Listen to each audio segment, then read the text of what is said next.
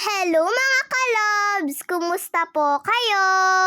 Maaga po pala akong gumising kaninang umaga para po mag-ayos na ng mga gamit ko. Dahil mamayang hapon na po kasi yung pagpunta namin sa camping. Eto po pala yung bag na binili po namin kahapon. Medyo malaki na nga din po ito mga kalobs, kaya siguradong kakasya na po dito yung mga gamit ko. 5 araw po kasi kami dun, kaya 5 damit nga din po yung dadalhin ko. Bukod pa nga din po yun sa mga pang-activities namin na susuotin ko.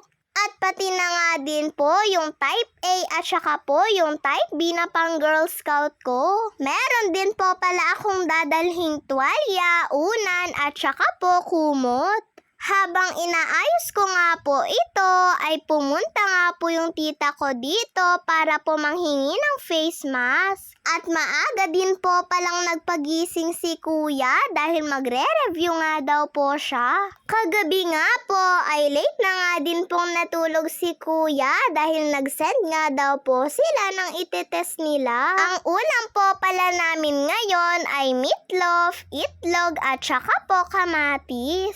Asin nga lang po pala yung nilagay ni mama dito po sa kamatis. At eto na nga, naghahanda na nga din po si kuya ng mga plato para po makakain na sila ni papa. Hindi pa nga po muna ako sasabay sa kanila mga kalobs dahil ayaw ko pa pong kumain sa mga oras na yan. Kaya silang dalawa na nga lang po muna ni papa ang naunang kumain. Tapos na nga din po palang naligo si papa dahil pang umaga na nga po yung duty niya. At nung medyo nakaramdam na nga din po ako ng gutom ay nagsandok na nga din po ako ng pagkain ko. Hindi nga daw po muna sasabay sa akin si mama sa pagkain dahil marami pa nga daw po siyang ginagawa. Sobrang busy din po kasi ni mama mga kalobs. Hinahanda din po kasi nga yung iba pa pong isasama ko.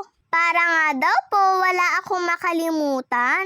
Medyo excited na kinakabahan na nga din po ako mga kalobs. Dahil first time ko nga lang pong sumali sa Girl Scout.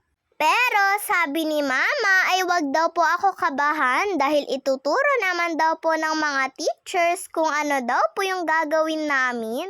Basta i-enjoy ko na nga lang daw po mga kalobs. Mga kaibigan ko rin naman po yung kasama ko po sa Girl Scout. Eto nga po, habang kumakain ako, si Papa ay sinasabihan niya na din po ako kung ano po yung mga gagawin ko pagpunta namin doon. Sayang nga lang daw po dahil hindi daw po makakasama si Papa sa paghatid sa amin doon sa papuntahan namin. Pero susubukan pa nga daw po niyang makahabol mga kalobs. Gusto nga din daw po kasing makita ni Papa yung pwesto namin doon.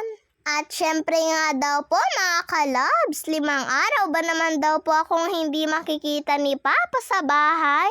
At sigurado nga po akong sobrang mamimiss po ako ni Papa.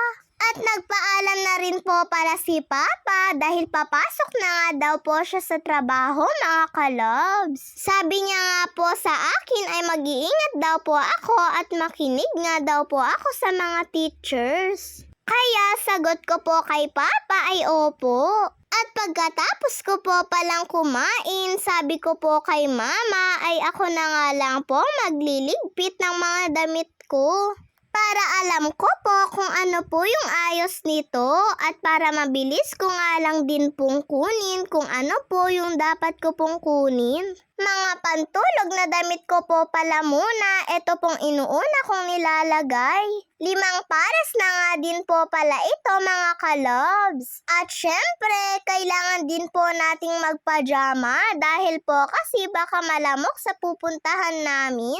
Mas mabuti na nga din daw po kasi yung handa. Kaya puro t-shirt at saka po pajama yung pinadala sa akin ni mama. Yung unan, kumot at saka po banig ay sa ibang lagayan na nga lang daw po yung ilalagay ni mama. Sigurado po kasing hindi na po yun kakasya dito po sa bag ko. Kasi nga po may iba pa po pala akong mga isasama pa.